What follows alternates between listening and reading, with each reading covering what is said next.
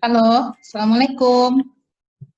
Waalaikumsalam, Mem. Waalaikumsalam, Assalamualaikum, Umi. Mem. Waalaikumsalam, Mem. Waalaikumsalam, Mem. Hadir semua kelas Virus. Sehat semuanya? Alhamdulillah, Mem. Alhamdulillah, Mem. Alhamdulillah, Mem.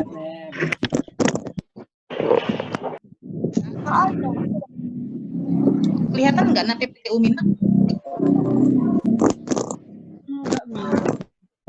Enggak ya? Belum ya?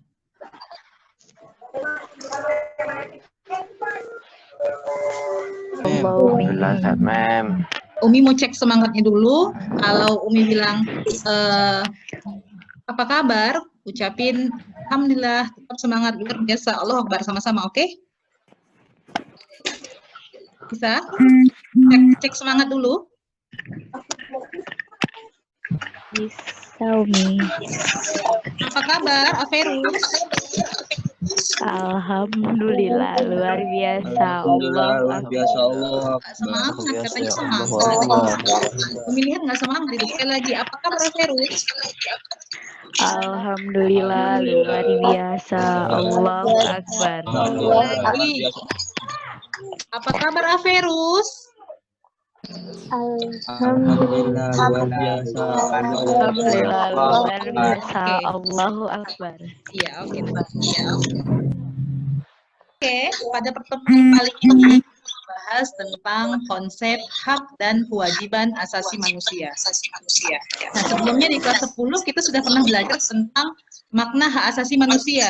Benar kan, Nak? Iya. Iya. Nah, ini kita ulas kembali apa sih sebenarnya yang menjadi konsep hak dan kewajiban dari asasi manusia. Karena setiap manusia tentunya memiliki hak dan kewajiban asasi manusia. Nah, indikator pembelajaran hari ini, yang pertama kita akan menjelaskan makna hak dan kewajiban warga negara. Yang kedua adalah memahami hak dan kewajiban asasi dalam nilai dasar Pancasila serta upaya penanggulangan. Kira-kira makna makna hak asasi manusia. Ada yang bisa? Yang masih ingat pelajaran kita di kelas 10? Hak mutlak dari lahir oleh seorang manusia yang diberikan oleh Tuhan. Iya. Sasi, gak kedengaran, Nak. Sasi matikan speaker.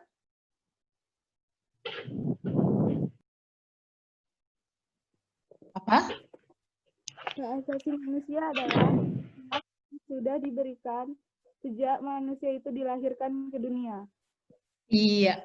Jadi sekali lagi Umi terangkan adalah makna hak asasi manusia adalah hak pokok ataupun hak dasar yang dimiliki manusia sejak manusia itu dilahirkan yang tidak dapat diganggu gugat. Dan hak ini adalah anugerah dari Tuhan yang Maha Esa. Jadi jangan lupa, Nak, jangan ketinggalan bahwa hak ini adalah anugerah dari Tuhan yang Maha Esa. Jadi hak asasi manusia sangat berbeda dengan hak-hak yang lainnya. Nah, hak ini juga diatur di dalam pasal Undang-Undang Nomor 39 Tahun 1999 dan juga memiliki kekuatan dasar hukum yang sangat kuat sebab diatur di dalam mana? Di dalam Undang-Undang Dasar Negara kita, yaitu Undang-Undang Dasar 1945, pasal berapa? Pasal 28A sampai 28J. Ya, betul. Jadi masih ingat ya pelajaran kita di kelas 10. Oke, Ibu lanjut.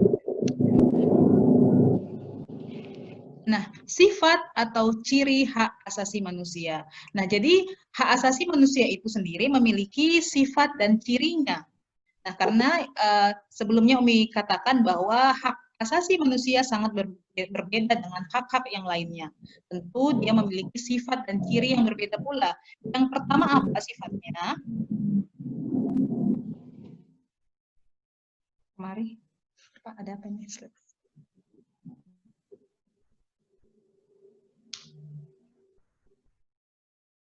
Mari, Bu. Pijit kali, Pak, mungkin. Semangat. Kalau gitu Ibu kayaknya agak sulit. Makasih. Kalau gini tuh nggak bergerak. Bisa dicoba aja. Oh iya, Nggak bergerak yang saya. PK-nya aja diminimaliskan. Kadang bacaan slide-nya nggak. berarti harus ngangkat video Ibu nih. Yang ngetek kan ya. Namanya headset. Oke, Umi ulangi sekali lagi.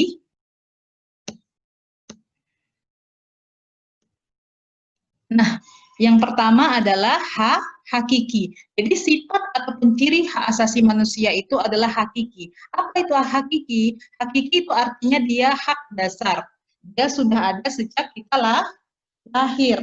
Dia tidak bisa diganggu gugat dan dimiliki oleh semua umat manusia. Itu artinya hakiki. Yang kedua adalah universal. Jadi sifat ataupun ciri hak asasi manusia adalah bersifat universal. Universal artinya apa? Menyeluruh ataupun umum. Jadi siapapun orangnya, baik bayi kecil sekalipun yang baru dilahirkan hingga dewasa, hingga orang yang sudah tua renta, dia masih memiliki sifat ataupun dia masih memiliki hak asasi manusia. Yang ketiga adalah tidak dapat dicabut. Tidak dapat dicabut artinya hak asasi manusia itu sendiri melekat pada setiap makhluk hidup, melekat pada setiap manusia. Dia akan hilang sendirinya ketika manusia itu meninggal. Tiada, seperti itu dia. Jadi tidak ada seorang pun yang bisa mencabut, baik pemerintah, penguasa negara, pejabat, tidak akan ada yang bisa mencabut hak asasi manusia, terkecuali orang itu sendiri yang jika dia sudah tiada. Seperti itu dia. Bisa dipahami?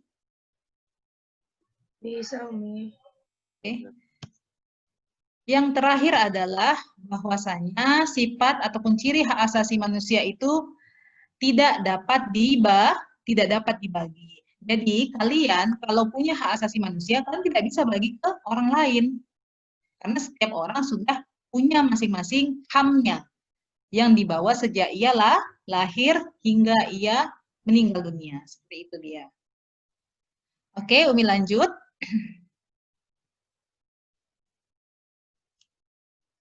Nah, kewajiban asasi manusia. Nah, sebelumnya tadi kita sudah membahas tentang hak asasi manusia. Maka kaitan antara hak pasti berkaitan dengan kewajiban. Nah, sebelumnya kita harus tahu dulu apa sih sebenarnya yang menjadi kewajiban itu. Kewajiban itu apa sih? Iya. Kewajiban adalah segala sesuatu yang harus dilakukan atau dikerjakan dengan penuh tanggung jawab. Kalian punya nggak kewajiban? Punya nggak kewajiban? Ardiansah? Punya nggak kewajiban? Kok ragu-ragu jawabnya? Punya tidak kewajiban? Punya. Punya. Ya, apa kewajibannya? Belajar. Iya. Haknya apa? Haknya apa, Nak? Dalam pendidikan yang Mendapat pendidikan yang sama di sekolah. Iya, mendapatkan pendidikan yang sama di sekolah. Iya. Kewajibannya menuntut ilmu. Seperti itu dia. Oke, kita lanjut. Kenapa kayaknya banyak siswa yang tidak membuka videonya ya? Bisa diaktifkan? Susah ya, Nak ya? Terkendala ya? Iya. Sasi oke masih? Masih semangat?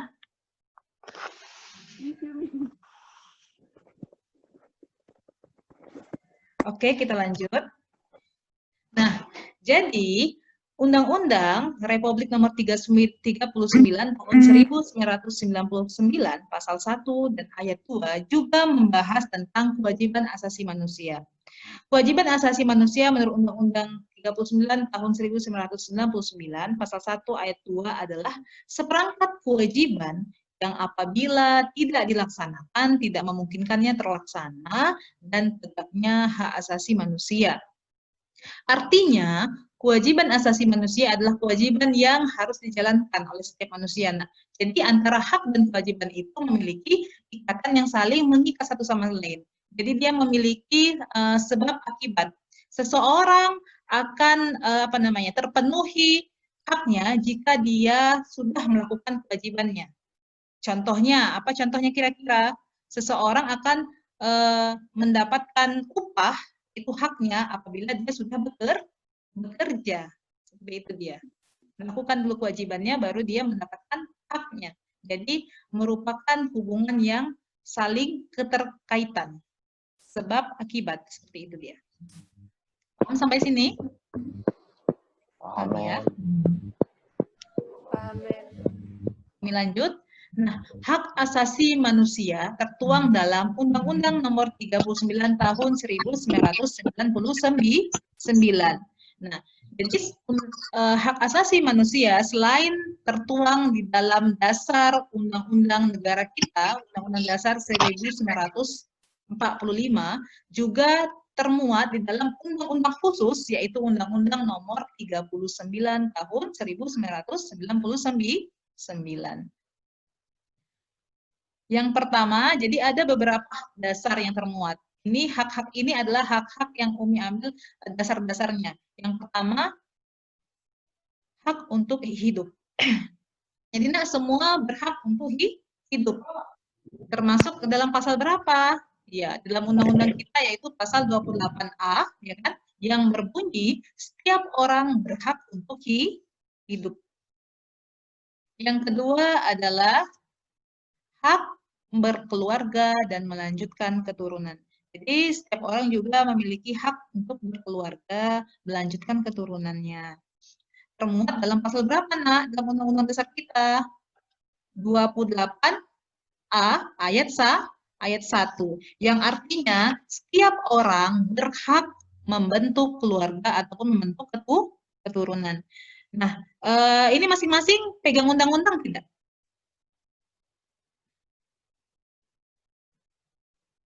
Halo, masing-masing pegang undang-undang, Nak?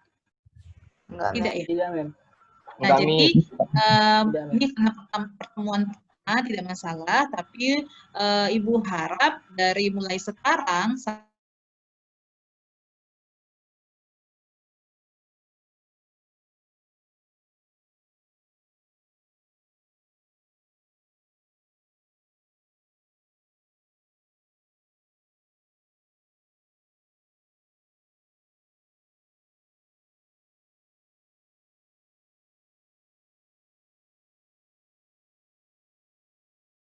dalam mengembangkan diri. Jadi setiap orang juga berhak mengembangkan diri. Nah, kalian kan punya kegiatan ekskul ya, mengikuti ekskul. Nah, itu salah satu hak kalian dalam mengembangkan diri, mengembangkan minat kalian, bakat kalian.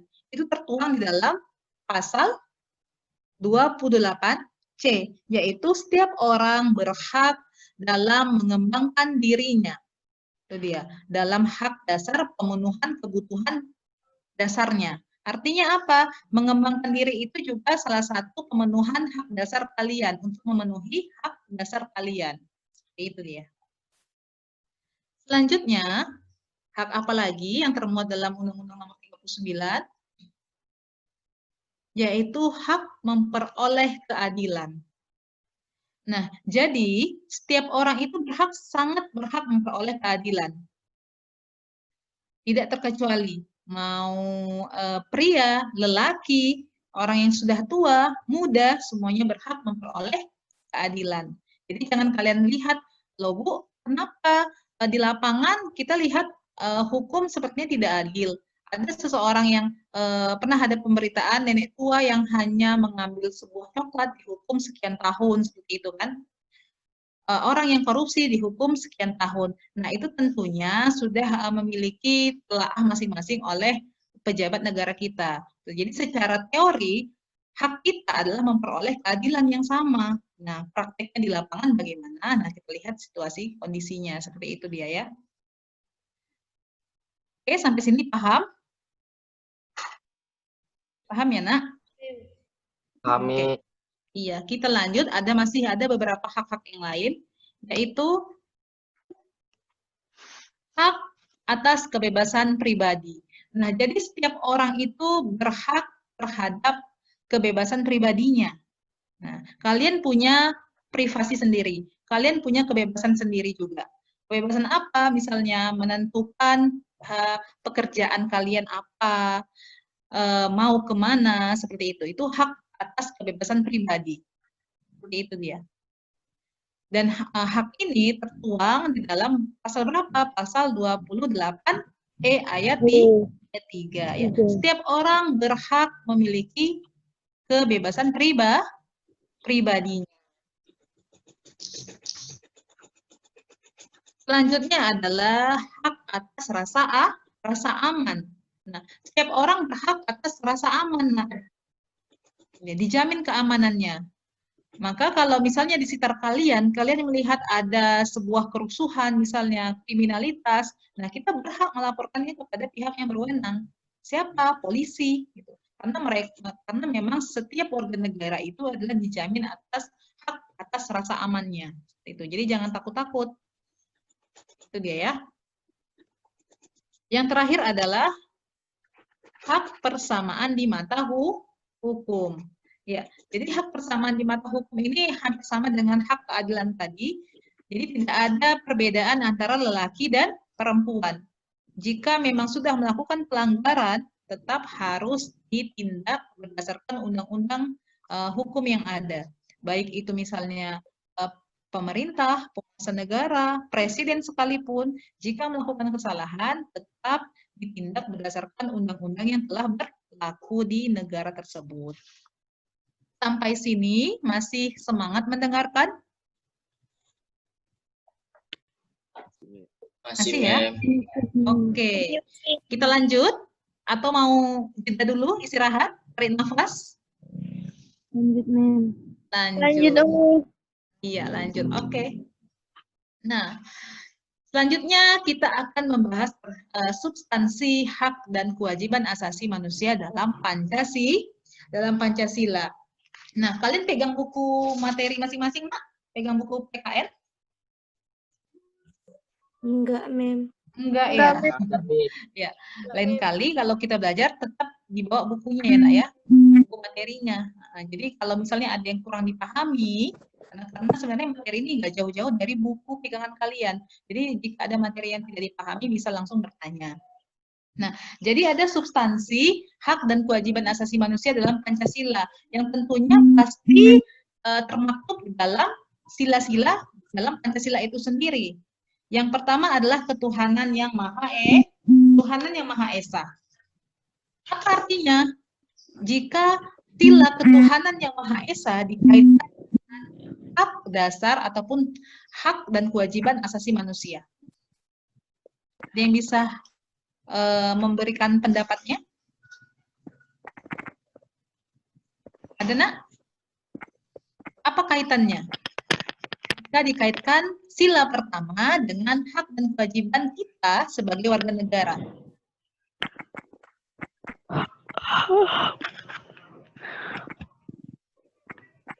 Hak Ada yang bisa jawab? Saya, Umi. Ya, oke. Siapa?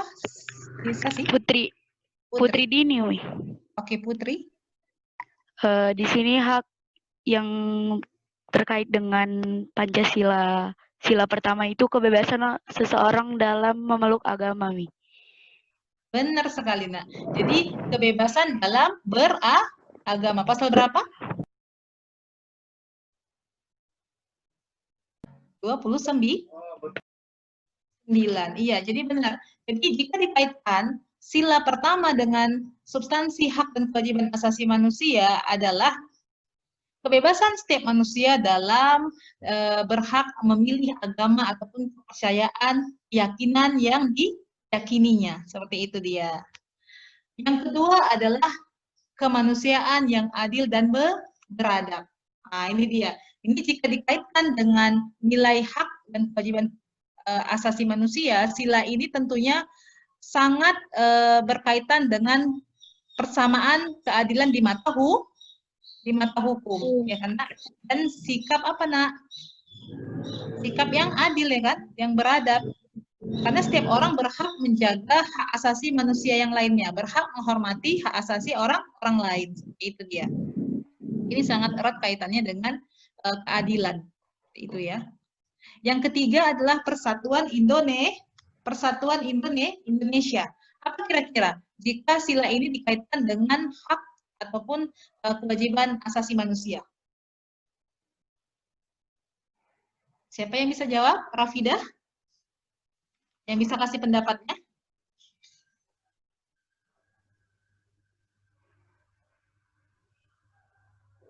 Kita bisa jawab, Nak?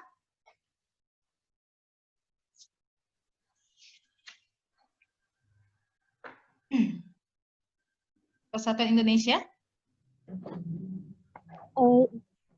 Contohnya mem itu hak atas kesejahteraan. Mana? Kesejahteraan. Iya. Kesejahteraan, sikap gotong royong, ya kan? Sikap gotong royong kan mencerminkan persatuan Indonesia. Iya, benar sekali. Yang keempat adalah kerakyatan yang dipimpin oleh hikmat kebijaksanaan dalam permusyawaratan perwakilan. Ya, jadi jika dikaitkan bahwasanya hak kita dalam pada sila yang keempat ini adalah hak setiap manusia dalam berdemokrasi, memilih pimpinan, itu sangat erat kaitannya dengan sila keempat, enak ya. Yang terakhir adalah keadilan sosial bagi seluruh rakyat Indonesia.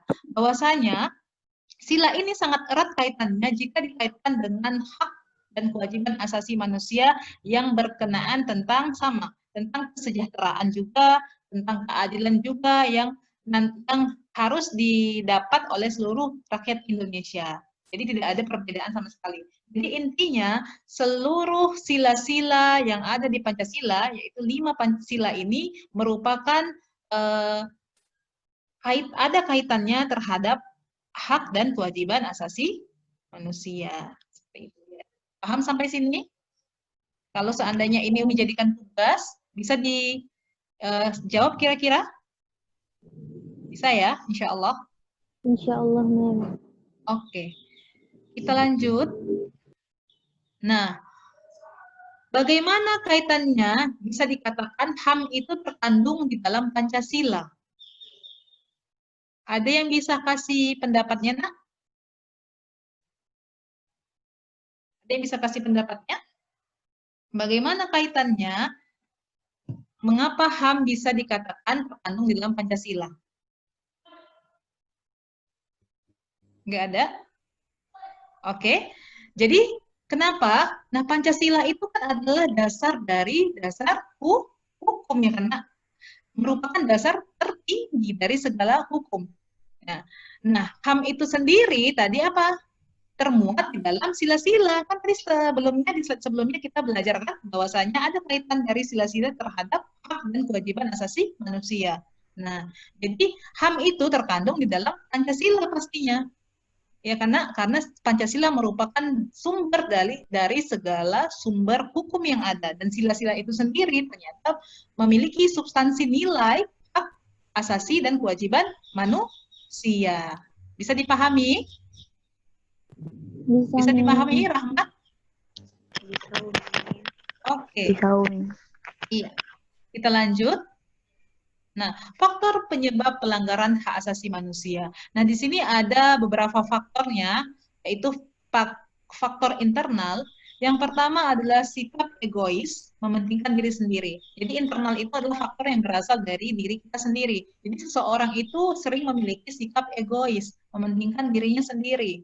Nah, yang kedua adalah rendahnya kesadaran HAM. Nah, kita tahu bahwa Indonesia merupakan negara yang jumlah penduduknya cukup banyak dan juga memiliki tingkat pendidikan yang sangat rendah. Nah, jadi rendahnya pendidikan sangat berkaitan dengan rendahnya kesadaran HAM itu sendiri. Nah, itu menjadi faktor internal, faktor dasar yang dimiliki oleh kebanyakan dari setiap warga negara. Yang ketiga adalah sikap tidak toleran. Nah, kita tahu bahwasanya sikap tidak toleransi ini merupakan penyebab dari sikap masa bodoh seperti itu ya, Nak ya. Tidak toleran. Jadi merupakan faktor penyebab internal bahwasanya setiap orang itu jadi tidak peduli terhadap kewajiban ataupun hak asasi manusianya. Yang terakhir adalah apatis. Nah, apatis itu tadi hampir sama dengan yang ketiga, masa bodoh. Jadi seseorang itu jika dia memiliki sikap yang masa bodoh, dia tidak mau belajar, tidak mau peduli, ya pasti dia tidak akan bisa memenuhi yang namanya hak dan kewajiban dari dirinya sendiri. Ya. Selanjutnya adalah faktor eksternalnya. Eksternal berarti faktor dari luar. Yang pertama adalah penyalahgunaan kekuasaan. Nah, kalau ini berarti faktor yang terjadi di luar dari kemauan diri kita ya, karena bisa jadi dilakukan oleh penguasa negara. Yang pertama adalah penyalahgunaan kekuasaan. Yang kedua, ketidaktegasan aparat penegak hukum terhadap ketegasan HAM itu sendiri. Yang ketiga adalah penyalahgunaan teknologi. Ya, kita tahu sekarang teknologi kita sudah diatur dalam Undang-Undang ITE ya, Nak ya. Itu dia.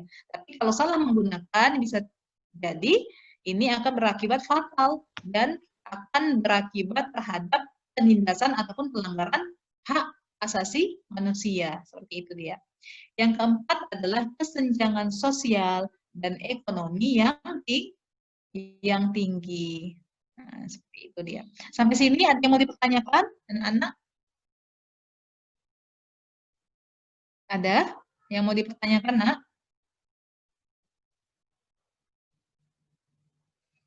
Tidak? Kita lanjut. Saya, Mem. Oke, siapa yang mau tanya? Monica. Silahkan, Monica. Gimana yang kurang jelas? Gini, Umi, saya mau nanya. Itu Ya. kan kalau kan hak seseorang itu hak untuk hidup. Kalau misalnya ada seorang anak yang baru lahir, itu dibuang oleh orang tuanya itu kayak mana, Umi? Ada anak yang baru lahir dibuang oleh orang tuanya.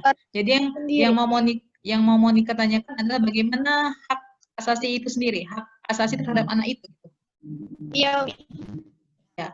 Jadi yang namanya, jadi kalau dikatakan sebelumnya hak asasi manusia itu ada sejak lahir. Ketika manusia itu lahir, itu maka hak asasi manusia itu telah melekat pada diri manusia itu sendiri, karena merupakan anugerah dari Tuhan Yang Maha Esa.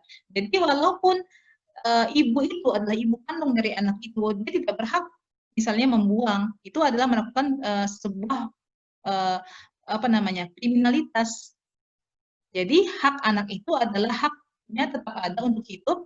Yang menjadi masalah adalah ibu kandung dari anak tersebut berarti melakukan tindak kriminalitas, yaitu pembiaran seperti itu dia, ataupun bersikap lalai terhadap anak kandungnya. Tentu ada undang-undang tersendiri yang membahas tentang hal tersebut. Kita lanjut. Oke, kita lanjut. Sedikit lagi, upaya penegakan hak asasi manusia. Nah, jadi pemerintah sebenarnya telah memiliki segala upaya dalam melakukan penegakan hak asasi manusia. Dengan cara apa? Dengan cara membuat masing-masing upaya tersebut, yaitu adalah undang-undang tentang hak asasi manusia. Yang kita tahu selama ini yaitu pasal 28A sampai 28J. Dan undang-undang khusus tadi, undang-undang nomor berapa, Nak? Nomor 39 tahun 1999. Yang kedua adalah diberlakukannya ataupun dibuatnya Komisi Nasional Hak Asasi Manusia. Yang ketiga adalah adanya pengadilan HAM. Nah, pengadilan HAM ini ada di tingkat kabupaten, tingkat daerah, itu dia, yang setara dengan pengadilan negeri, itu dia. Itu ada di setiap kota. Yang terakhir adalah penegakan melalui proses pendidikan. Nah, ya proses pendidikan inilah sekarang yang kita dapatkan. Jadi kalian ini adalah poin yang keempat, penegakan melalui proses pendidikan. Bahwasanya kalian paham betul bagaimana penegakan HAM, penegakan hak kita, kewajiban kita sebagai warga negara. Jadi itu salah satu upaya penegakan hak asasi manusia yang dilakukan oleh pemerintah. Sampai sini, ada lagi yang mau ditanyakan? Sebelum Ibu akhiri.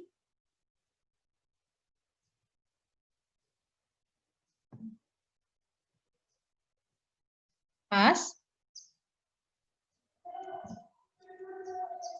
Oke. Oke. Terima kasih. Jika tidak ada yang bertanya, terima kasih untuk materi hari ini, Nak. Mudah-mudahan kita tetap dalam keadaan sehat. Insya Allah di minggu depan kita akan membahas materi-materi lainnya yang berkaitan dengan hak asasi manusia. Terima kasih. Assalamualaikum warahmatullahi wabarakatuh. Tetap semangat. Waalaikumsalam warahmatullahi wabarakatuh. Waalaikumsalam. Mi.